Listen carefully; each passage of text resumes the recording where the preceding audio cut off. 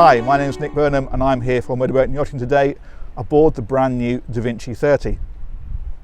Now, there's been a real move in the market recently for boats to become higher and wider and more voluminous, and that's fine, that's what most of the market want. But there has to be a place for the traditional elegant launch, and this boat from Holland absolutely nails that brief. So the layout is dead simple. There's just a horseshoe seating at the back around this nice polished table, and then your helm over on the starboard side with a double seat and a passenger seat opposite. But don't confuse simple with basic, because it's far from that. The woodwork on this boat is absolutely exquisite.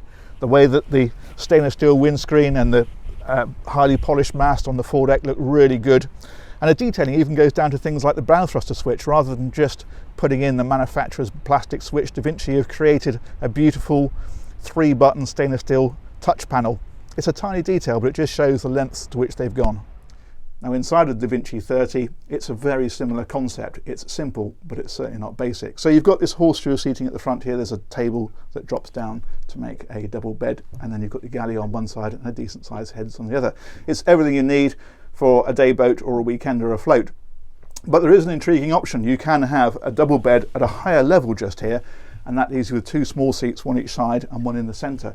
But with that configuration, not only does the bed then stay made up, but also the 2 seats on either side extend under the bed, which mean that you can sleep 4. So if you've got a family and you want to all sleep on board, you can certainly do that. Now, the engines in this boat, most are stern drive. There's a single shaft drive, 75 horsepower. All the rest are D3 stern drive Volvo Penta, from 140 to 220 horsepower, and you can have those in single or twin configuration. So the largest option is twin 220 D3, which gives the boat about 30 knots. This one's got a single 220 in, and we're going to give it a run out now and see how that makes the boat perform. So with a single D3, you might think she's a little slow compared to the twin, but in actual fact, she does pick up nicely onto the plane. And flat out, well, she's doing about 22, 23 knots in these conditions.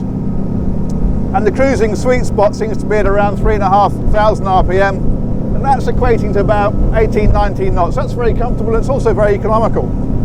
But the feel of the boat matches the look. It feels absolutely solid. And the nice thing is, I guess because it's quite low profile, that you're not on the tabs all the time trying to trim it straight. Even in these very blustery conditions, it runs very steady. But one thing I will say, in an era where manufacturers are trying to enclose us more and more into deck saloons and wheelhouses, is even on a blustery grey day like today, it feels great to be out here in the open enjoying a proper open boat.